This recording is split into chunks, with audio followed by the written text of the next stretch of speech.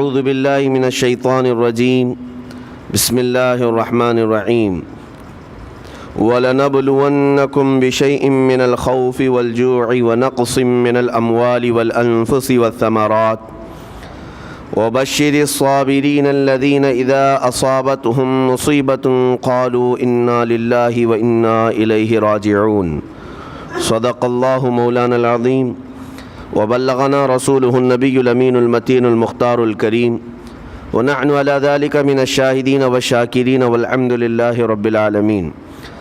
بارگاہ رسالت معاب صلی اللہ علیہ وسلم میں درود پاک کا ہدیہ پیش کریں۔ اللہم صلی علی سیدنا و مولانا محمد معدن الجود والکرم وآلہ واصحابہ الکرام وابنہ الکریم وبارک وسلم صلاة دائمة سرمدا ابدا۔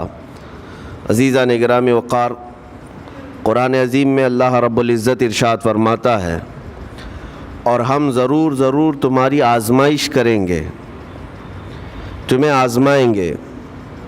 کن چیزوں سے آزمائیں گے؟ تمہارا امتحان ہوگا۔ 4 چیزوں کا ذکر اس آیت میں آیا ہے۔ بِشَيْءٍ مِّنَ الْخَوْفِ، تمہیں ڈر دے کر کے کسی چیز کا، خوف سے تمہیں آزمایا جائے گا۔ والجوع، اور بھوک کے ذریعے سے آزمایا جائے گا۔ ونقص من الاموال، اور مال کی کمی کے ذریعے سے تمہیں آزمایا جائے گا۔ مال گھٹ جائے گا، فاقہ ہوگا، اس طرح سے تمہیں آزمایا جائے گا۔ والانفس والثمرات، اور کچھ جانوں کے ذریعے سے تمہاری آزمائش ہوگی۔ جانوں سے مراد کیا ہے؟ کسی عزیز کی جان چلی جائے گی تمہارے آنکھوں کے سامنے،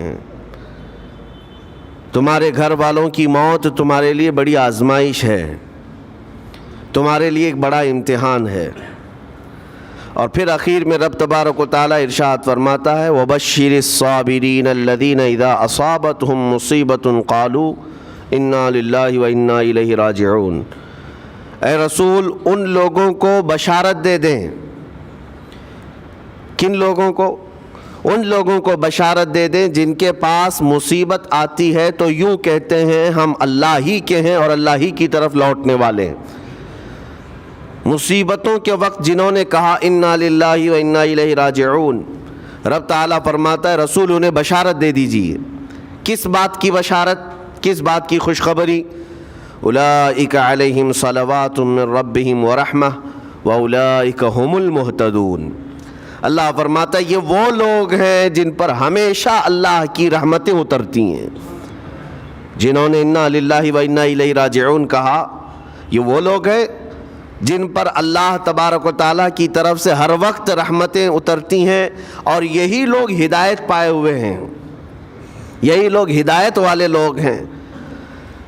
اس پوری آیت کے اعتبار سے اگر میں آپ کو بتاؤں تو پتہ یہ چلے گا، رزلٹ اس کا یہ ہے کہ مصیبتوں کے وقت صبر کرنا یہ ہدایت ہے۔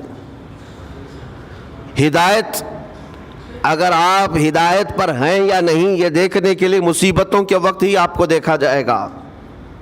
گھر میں کسی کا انتقال ہو جائے اور پھر دیکھا جائے گا کہ تمہاری زبان سے الفاظ کیا کیا نکلتے ہیں، تم شکایتیں کن کن باتوں کی کرتے ہو، پھر دیکھا جائے گا ہدایت پر ہو یا گمراہ ہو۔ ایک روایت میں یہ بھی ہے کہ جب کسی کے بچے کا یا کسی کے بھائی کا یا باپ کا انتقال ہوتا ہے گھر میں، تو جنازہ اٹھانے سے پہلے ہی وہاں ایک فرشتہ آتا ہے۔ وہ فرشتہ گھر والوں کا معائنہ کر رہا ہوتا ہے کہ کون کون کیا کیا کہہ رہا ہے۔ رب ذوالجلال ہر چیز کی خبر رکھتا ہے، لیکن فرشتوں کو اسباب بنایا گیا ہے اور گواہ بنانے کے لیے انہیں یہ ڈیوٹی دی جاتی ہے۔ ہر ایک کی زبان سے نکلے ہوئے الفاظ وہ سنتا ہے اور جا کر کے رب تعالیٰ کی بارگاہ میں عرض کرتا ہے۔ اللہ تعالیٰ پوچھتا ہے کہ میں نے فلاں کے گھر سے ایک جان لے لی، ان کا عزیز بیٹا چلا گیا، بھائی چلا گیا، ماں چلی گئی، وہ لوگ میرے بارے میں کیا کہہ رہے تھے؟ فرشتہ کہتا ہے اے رب ذوالجلال، ان لوگوں کے زبان پر شکر کے الفاظ تھے، وَإِنَّا لِلَّهِ وَإِنَّا إِلَيْهِ رَاجِعُونَ کہہ رہے تھے۔ اور وہ صبر کر رہے تھے. میں نے گھر والوں کے سب حالات دیکھے. اللہ تعالیٰ فرماتا ہے اے میرے فرشتے تو گواہ رہنا, میں نے ان سے جو چیز لیا ہے اس سے کئی گنا زیادہ نعمت انہیں عطا کروں گا, اس سے بہتر نسل انہیں دی جائے گی, اور ان کے غم آج جتنے ہیں اس سے کئی گنا زیادہ خوشیاں میں انہیں جنت کی عطا کروں گا جنہوں نے میری دی ہوئی مصیبت پر صبر کیا.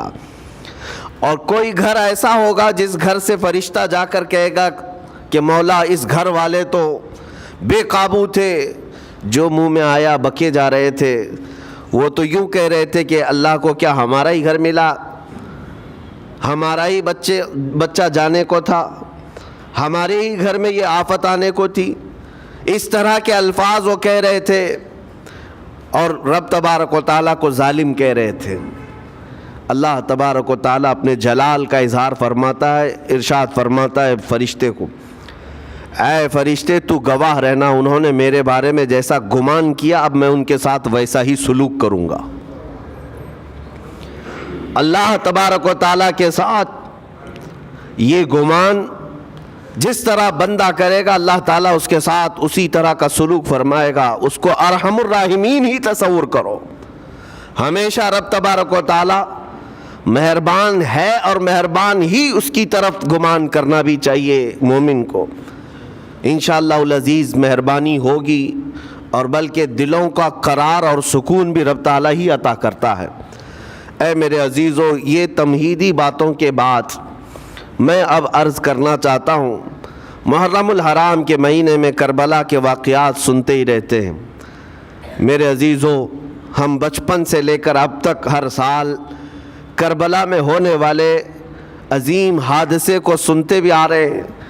14 صدیوں گزر جانے کے بعد بھی اس واقعے کو یاد کرتے ہیں تو آنکھیں بھیگ جاتی ہیں. اس میدان میں, وہاں کے ریگزاروں میں رسول کریم صلی اللہ تعالیٰ علیہ وسلم کے اہل بیت کا جو امتحان تھا وہ کتنا سخت تھا, کتنا کٹھن تھا. کسی ایک کے ساتھ کوئی معاملہ ہو جائے تو سمجھ میں آئے.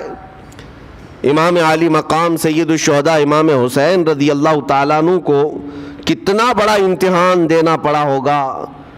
ایک نہیں, اپنے خاندان کی 29 لاشیں انہوں نے اٹھائی ایک دن کے اندر, اپنے خاندان کی. پھر دوسرے ان کے اصحاب اور رسول اللہ کے صحابہ بھی اس میں موجود ہیں, اور دوسروں کے بچے بھی اس میں موجود ہیں. کل ملا کر 72 لوگوں کی وہاں پر جانیں گئی ہیں, شہادت کا جام انہوں نے نوش کیا ہے. لیکن ہر گھڑی امام حسین ہر موت کو دیکھتے رہے. آج کبھی تصور کرنا, ہمارے گھر میں کسی ایک فرد کا انتقال ہو جائے تو گھر پورا عجیب سا ہو جاتا ہے, پورے گھر کا سکون غارت ختم ہو جاتا ہے.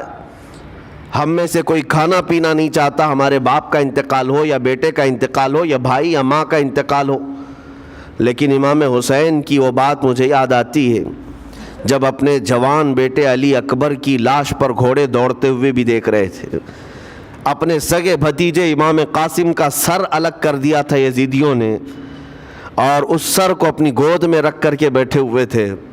اپنے سگے بھائی حضرت عباس علمبردار کے, ان کے آنکھوں کے سامنے دونوں ہاتھ کاٹے گئے تھے, اور حضرت عباس کے سینے میں نیزہ مار کر کے انہیں گرایا گیا تھا. اتنا ہی نہیں میرے عزیزو, امام حسین اس خونی منظر کو اپنی آنکھوں سے دیکھیں جب 6 ماہ کے علی اصغر کو لے کر پانی طلب کرنے گئے تھے تو یزیدیوں نے گلے پر تیر ایسا لگایا تھا کہ خون کا فوارہ مولا حسین کے چہرے پر آ کر لگ گیا. پورے کربلا کے واقعات پڑھنے کے بعد میں نے محسوس کیا اتنے پورے واقعے گزر جانے کے بعد بھی ایک چیز کربلا میں نہیں ہوئی, باقی سب آفتیں آئی ہیں, ایک چیز نہیں ہوئی. وہ کیا ہے؟ امام حسین کے زبان سے کوئی شکایت نہیں ہوئی, کوئی شکوہ نہیں تھا. یہ نہیں تھا کہ سارے بجلیاں ہم پر گر پڑی ہیں, اس خاندان کا کون ہے؟ سوائے زین العابدین کے اس پورے خاندان میں کوئی مرد باقی نہیں رہا. پورے خاندان کے بچوں کو, ان کے بڑے مردوں کو, سب کو وہاں پر شہید کر دیا گیا تھا. میں عرض تو کر رہا ہوں ایک خاندان کے 29 لوگوں کی لاشیں میدان میں پڑی ہوں. وہ کیسا منظر ہے. ایک تو میں امام حسین کے صبر کو دیکھتا ہوں.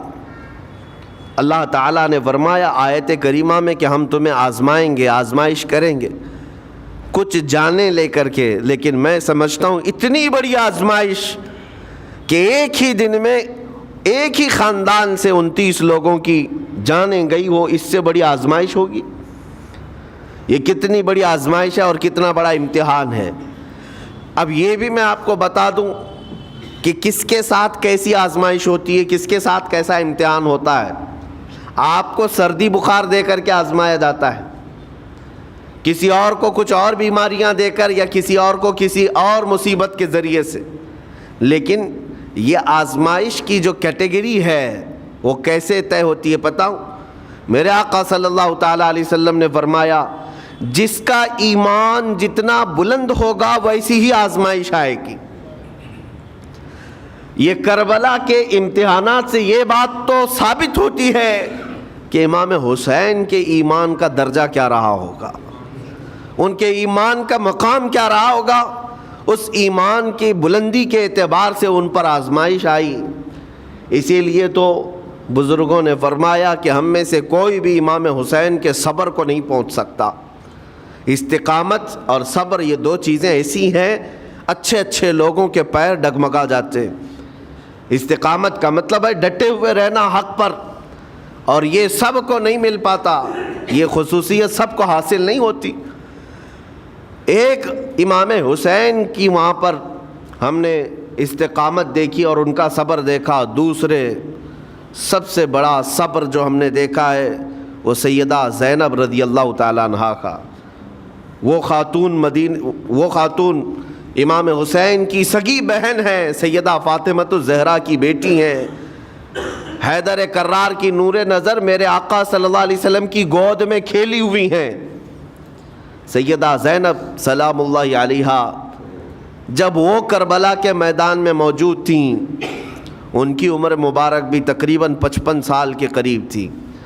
55 سال کی اگر خاتون میدان میں یہ تمام خونی مناظر دیکھ رہی ہو, ہماری عورتوں کو آپ جانتے ہیں کہ ایک چھوٹی سی مصیبت پر واویلا مچاتی ہیں, اور سیدہ زینب وہ ہیں جن کے خود سگے شہزادے اون اور محمد ان کی آنکھوں کے سامنے مارے گئے تھے اور ٹکڑے کیے گئے تھے.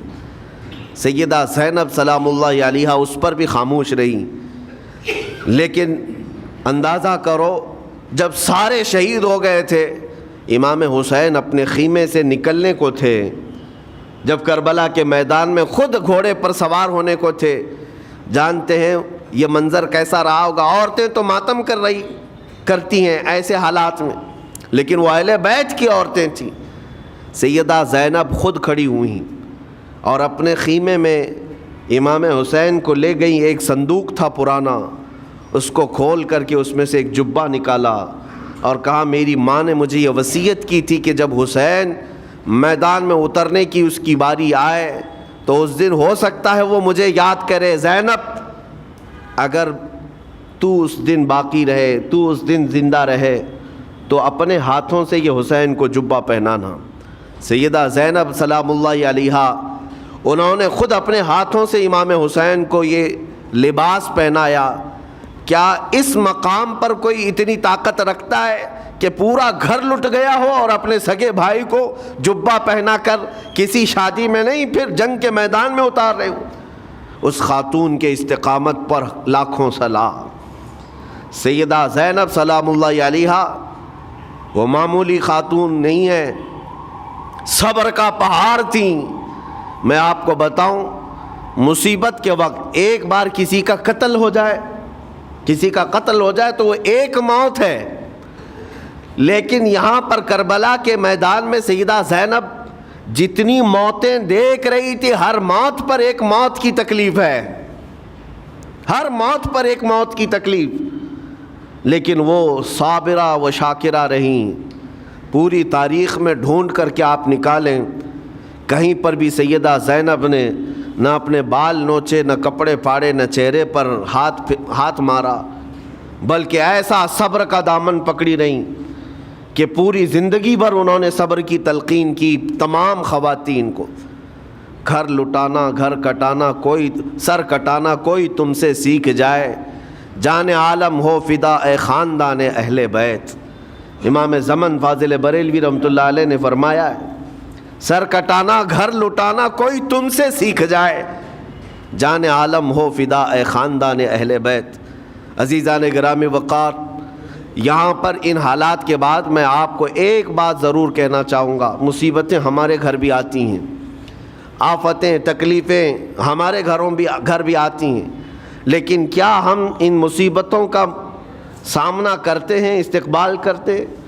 نبی اکرم صلی اللہ تعالیٰ علیہ وسلم نے تو ارشاد فرمایا، مومن کو جب مصیبت آتی ہے تو اس کے لیے وہ نعمت ہے۔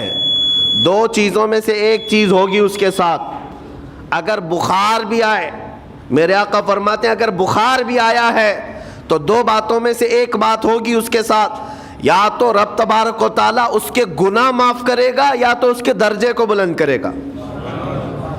مصیبت اگر آئے تو ایک بات یاد رکھنا، رب تبارک و تعالیٰ اپنے محبوب بندوں کو، پسندیدہ بندوں کو آزمائش میں ڈالتا ہے، ورنہ جو لوگ یہ سمجھتے ہیں کبھی طبیعت خراب ہی نہیں ہونا چاہیے تو فرعون بن جاتے ہیں۔ ایسے لوگ، فرعون کو 90 سال تک نہ کبھی سردی آئی نہ بخار، کبھی کوئی بیماری نہیں، اور جب بندہ کبھی بیمار نہیں ہوتا تو اپنے آپ کو خدا تصور کرنے لگ جاتا ہے، میں تو دنیا کا سب سے مضبوط آدمی ہوں، مجھے کچھ نہیں ہوتا۔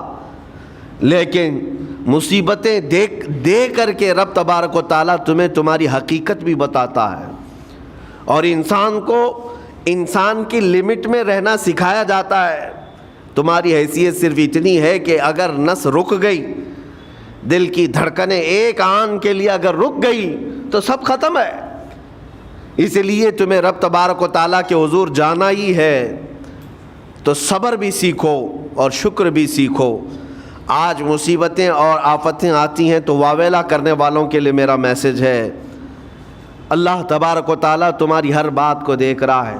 تمہارے چیخنے سے، چلانے سے، تمہاری شکایت کرنے سے گئے ہوئے آدمی کی جان واپس تو نہیں آنی ہے۔ تمہارا عزیز ترین بھائی مر گیا، تم جس سے سب سے زیادہ پیار کرتے تھے وہ بیٹا انتقال کر گیا، مجھے بتاؤ تم 10 لوگوں میں چیخو گے، چلاؤ گے، رب تعالیٰ کے حضور بری بری باتیں بھی کرو گے تو کیا وہ گئی ہوئی جان واپس آ سکتی ہے؟ میرے عزیزو، یہ وہ حکومت نہیں ہے کہ تمہارا احتجاج کرنے پر قانون واپس لے لیا جائے۔ تمہارے سب مل کر کے پروٹیسٹ کرنے سے حکومتیں اپنے فیصلے واپس لے سکتی ہیں، لیکن وہ رب ذوالجلال شہنشاہ اعظم کا قانون ہے۔ وہاں نبیوں کی بھی جو روح لی گئی، وہاں پر اللہ تبارک و تعالیٰ نے اپنے محبوب نبیوں کی بھی روح کو قبض کرنے کا حکم دیا، تو کیا سب کے غم منانے سے وہ روحیں واپس کرنے کا فیصلہ کیا گیا ہے؟ نہیں میرے عزیزو، اس عالم میں، اس کائنات میں پھر کوئی ہمارے رونے چیخنے چلانے سے واپس نہیں آتا۔ ہاں، غم کرنا اپنی جگہ پر ہے، لیکن غم کا شرعی طریقہ کیا ہے؟ میرے آقا صلی اللہ تعالیٰ علیہ وسلم نے بھی غم فرمایا۔ آپ کے عزیز بیٹے سیدنا ابراہیم جب انتقال کر گئے، میرے آقا کی آنکھوں میں آنسو تھے۔ حضور پاک صلی اللہ تعالیٰ علیہ وسلم کی آنکھوں کے سامنے سیدہ خدیجۃ الکبریٰ کا انتقال ہوا، حضور غمگین تھے۔ لیکن غم کا مطلب کبھی یہ نہیں ہوتا کہ اللہ کی بارگاہ میں شکایت کریں، تو نے میرے ساتھ ایسا کیوں کیا؟ یعنی تم حکم دو گے، رب تبارک و تعالیٰ کو تم مشورہ دو گے کہ کس کے ساتھ کیا کرنا ہے۔ اس لیے ان مواقع پر ہم سب کی آزمائش ہے، ہمارا امتحان ہے۔ ایسے معاملات جب بھی آتے ہیں، دیکھیں میں آپ کو ایک اور باریک بات بتا دیتا ہوں۔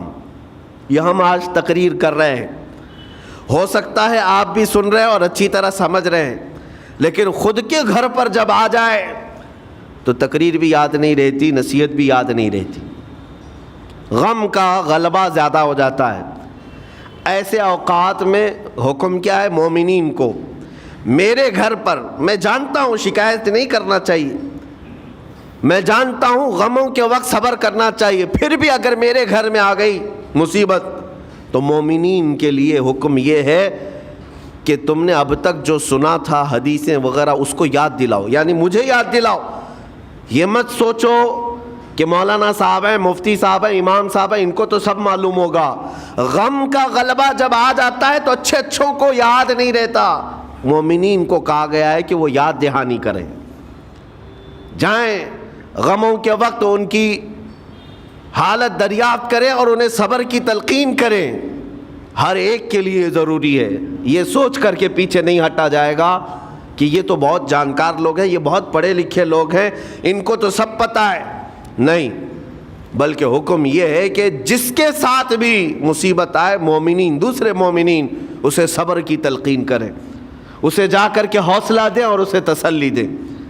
اب میں آتا ہوں ان باتوں کی طرف جو لوگ مصیبتوں کو برا سمجھتے ہیں۔ ایک صحابی تھے، ان کی شادی ہو گئی ایک صحابیہ سے، نکاح ہوا تھا مدینے میں، سال بھر خوشحالی سے گزرتے رہے، بہت اچھے دن گزرے۔ سال ختم ہونے کو تھا کہ خاتون جو ہے لڑائی کرنا شروع کر دیتی، کہتی مجھے تمہارے ساتھ رہنا نہیں، مجھے طلاق چاہیے، ڈائریکٹ طلاق۔ تو صحابی نے کہا ہوا کیا؟ وہ صحابیہ کہتی تھی نہیں مجھے تمہارے ساتھ رہنا نہیں۔ اس صحابی نے کہا ٹھیک ہے، اگر ایسا ہی ہے تو حضور پاک صلی اللہ علیہ وسلم کے پاس چلتے ہیں، وہاں جا کر فیصلہ کرا لیں گے۔ تو وہ صحابیہ مان گئیں، کہا چلو چلتے ہیں۔ تو دونوں چلے جا رہے تھے اپنے گھر سے، حضور پاک صلی اللہ علیہ وسلم کے دربار میں فیصلہ کروانا ہے۔ چلتے وقت راستے میں ایک پتھر سے ٹھوکر لگ گئی اس صحابی کو، اور اتنی تیز ٹھوکر لگی کہ ان کا ناخن اکھڑ گیا۔ اب وہ ان کی خاتون جو بیوی صحابیاں ہیں، وہ فوراً اپنے دوپٹے کا کپڑا پھاڑ کر کے انگلی کو باندھتی ہیں اور خون روکتی ہیں، اور اس کے بعد کہتی ہیں چلو واپس گھر چلتے ہیں۔ گھر واپس آنے کے بعد وہ کہتی مجھے طلاق نہیں چاہیے، ساتھ میں رہوں گی۔ کہا عورتوں کا موڈ، عورتوں کا اس طرح کا فیصلہ، کیا بات ہے؟ وہ صحابیہ کہتی ہے میں نے سنا ہے کہ جب کبھی کوئی بندہ بیمار نہیں ہوتا تو اللہ اسے پسند نہیں کرتا۔ میں نے جب سے تم سے شادی کی ہے، سال بھر ہو گئے، ایک بار بھی تم کو بیمار ہوتے نہیں دیکھا۔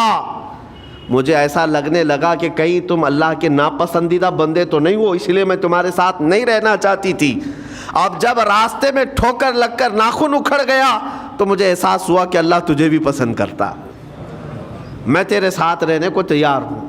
وہ صحابیہ تھیں۔ میرے عزیزو، اس کا مطلب یہ نہیں کہ ہم آپس میں ایک دوسرے کے بیمار ہونے کی انتظار میں رہیں۔ شوہر یہ سوچے کہ میری بیوی بیمار کیوں نہیں ہوتی، اور بیوی یہ سوچتی رہے کہ میرا شوہر بیمار کب ہوگا۔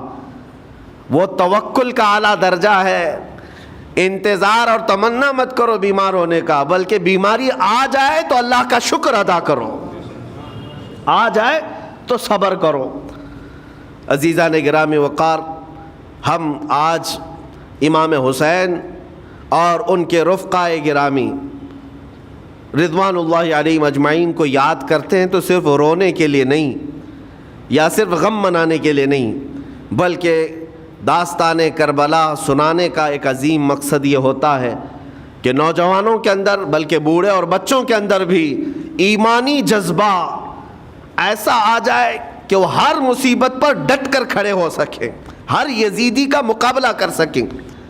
ایک تو اس کا میسج یہ ہے، اور دوسرا میسج یہ ہے کہ چاہے جیسی بھی مصیبتیں آئیں، ایمان کے ساتھ رہنا ہے، صبر اور شکر کو ہرگز نہیں چھوڑنا ہے۔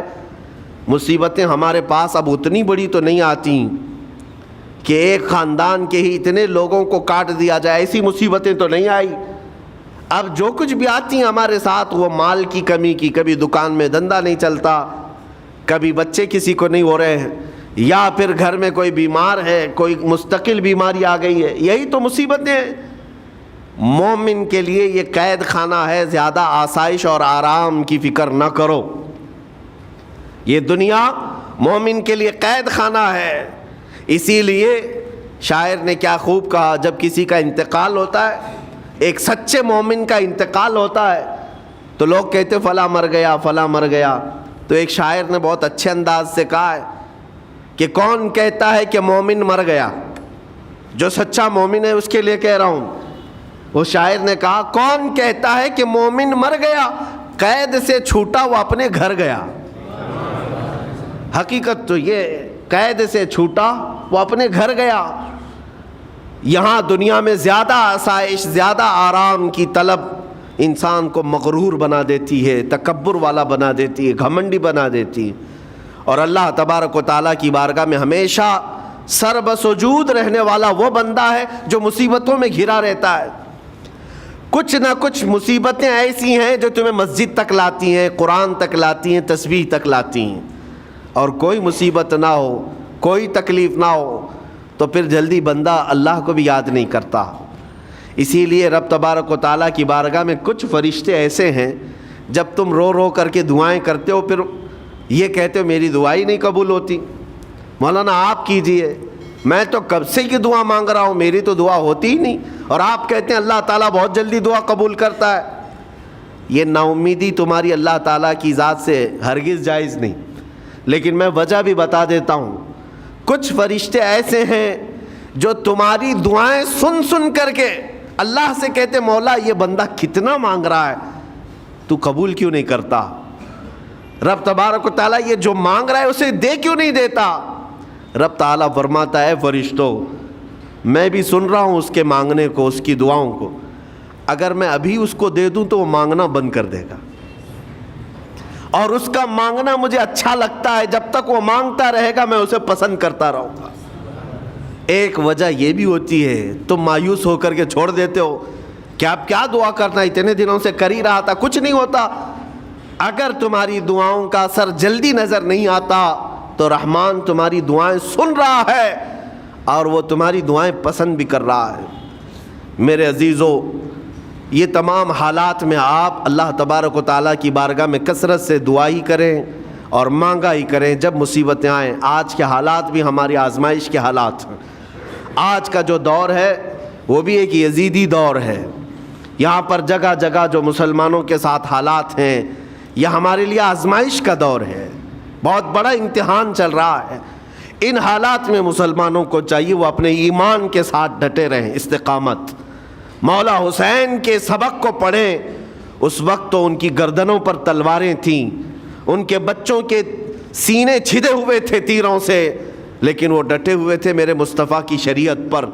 آج ابھی تمہارے سینوں پر بندوق کی گولیاں نہیں لگائی گئیں، ابھی تمہارے اوپر اتنی بڑی مصیبتیں نہیں آئیں، لیکن میں پھر بھی دیکھتا ہوں نوجوانوں کو کہ کوئی مصیبت نہ آنے کے باوجود بھی تم اسلام کے ساتھ کھلواڑ کر رہے ہو. میرے آقا کی سنتوں کو پیٹ پیچھے پھینک کر کے تم تو بازاروں کی زینت بننا پسند کرتے ہو. اکثر لوگوں کو ہم نے دیکھا آج مجرے کرنے والوں کی کثرت یہ ہمارے نوجوان بچوں کی ہے. یہ اپنے جسموں کی نمائش کرنا اس کو فیشن سمجھتے. نہیں میرے عزیزو، امت مصطفیٰ اور وہ بھی امام حسن اور امام حسین کے غلام اس مردار دنیا پر کبھی بھی اپنی حکومت نہیں چاہتے. اس مردار دنیا کے وہ کبھی خواہش مند نہیں ہوتے. لیکن جن نوجوانوں کو آج ہم ان خواہشات کی پیروی کرتے ہوئے دیکھ رہے، افسوس ہوتا ہے، افسوس ہوتا ہے. آج کے حالات میں تم بھی سنبھل جاؤ، کیونکہ ایک بہت بڑی جنریشن تمہارے پیچھے ہے اور وہ تمہیں دیکھ کر کے نقل کرے گی. اگر آج تمہارا راستہ بگڑ گیا تو یہ جو چھوٹے بچے ہیں وہ بگڑے ہوئے راستے کو ہی اسلام سمجھنے لگ جائیں گے، وہ اسی بگڑے ہوئے راستے کو ہی صحیح راستہ سمجھ بیٹھیں گے. اسی لیے آج نوجوانوں کی کثرت میرے آقا صلی اللہ تعالیٰ علیہ وسلم کے عاشقوں کی ہونا چاہیے. اور ان سخت ترین حالات کا مقابلہ باڈی بلڈر نہیں کر سکتا. میں آپ کو بتا دوں، ان ظالم یزیدیوں کا مقابلہ کاجو بادام کھانے والا نہیں کر سکتا. ہاں، ان حالات کا مقابلہ کرنے کے لیے جسمانی طاقت کی ضرورت نہیں. ان بڑے سے بڑے سخت ترین حالات کا مقابلہ وہ نوجوان کر سکتا ہے جس کے سینے میں عشق مصطفیٰ ہو، مولا حسین کے نقش قدم پر چلنے کا عزم رکھتا ہو، پھر چاہے وہ لاغر ہی کیوں نہ ہو، نحیف و ناتما ہی کیوں نہ ہو، کمزور ہی کیوں نہ ہو. لیکن ہم نے دیکھا ہے تاریخ میں کمزور بھی ہے، اگر جسمانی اعتبار سے عشق رسول کی دولت سینے پر رکھتا ہے تو دنیا میں وہ کھلبلی مچا دیتا ہے، اور کفار و مشرکین کے خیموں میں اس کی ہیبت طاری رہتی۔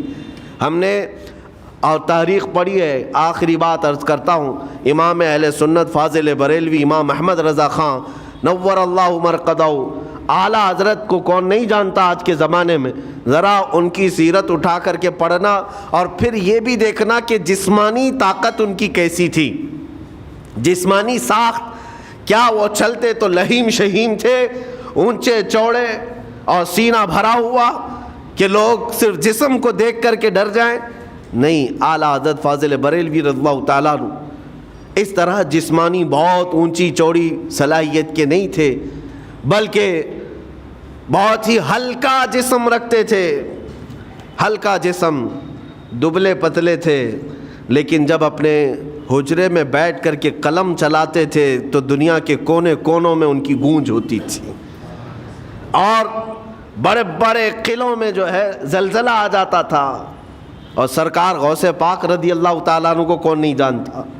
غوث پاک کا حال تو یہ تھا، جسمانی اعتبار سے آپ کی گردن کی ہڈیاں بھی دکھتی تھیں، اتنے دبلے تھے، اور کثرت عبادت کی وجہ سے، کثرت مجاہدات کی وجہ سے آپ کا جسم بہت ہی کمزور تھا۔ بلکہ ایک وقت کا واقعہ بھی ہے کہ آپ چلتے چلتے غش کھا کر گر گئے، چکر آ کر گر گئے۔ جسمانی اعتبار سے اکثر تو آپ پتے کھا کر کے رہے، کھانا بھی نہیں کھایا 40 سال تک، تو جسمانی اعتبار سے کمزور ہونا کوئی معنی نہیں رکھتا۔ لیکن دنیا یہ بھی جانتی ہے، گردن کی ہڈیاں ہی کیوں نہ دکھتی ہوں، ہاتھ و پیر کی ہڈیاں ہی کیوں نہ دکھتی ہوں غوث پاک کی، لیکن روحانی طاقت کا حال یہ ہے کہ کسی قبر کو ٹھوکر لگا دے تو مردہ زندہ ہو جائے۔ اس طاقت کو میں آج آپ کے سامنے کہنے کی بات کر رہا ہوں، عشق مصطفیٰ سینے میں ہو اور سچی عقیدت و محبت حسنین کریمین سے رکھتا ہو، اور پھر اپنے طریقے بدل لے تو بڑے جسم اور ڈیل ڈول بنانے کی ضرورت بھی نہیں آئے گی۔ مولا کریم تمہارا رعب خود ہی دشمنوں کے دلوں پر ڈالتا ہے۔ اللہ تبارک و تعالی ہم سب کو آئی ہوئی مصیبتوں کا ڈٹ کر مقابلہ کرنے کی توفیق عطا فرمائے، ہم سب کو استقامت عطا فرمائے اور صبر عطا فرمائے اور شکر عطا فرمائے، اور قیامت کے دن مولا تعالی ہم سب کو امام حسین کے ساتھ حشر عطا فرمائے، میرے آقا صلی اللہ تعالی علیہ وسلم کے جھنڈے تلے ہم سب کو جمع فرمائے۔ ہمارے ان نوجوان بچوں کو جو راہ راست سے ہٹے، مولا حسین اعظم کے راستے پر ان کو چلنے کی توفیق عطا فرما، قیامت تک ہماری نسلوں کو مولا عاشقان مصطفیٰ میں پیدا فرما، ہماری اولاد کو بدعقیدہ گمراہ ہونے سے ہمیشہ محفوظ فرما۔ وآخر دعوانا ان الحمد للہ رب العالمین۔ السلام علیکم۔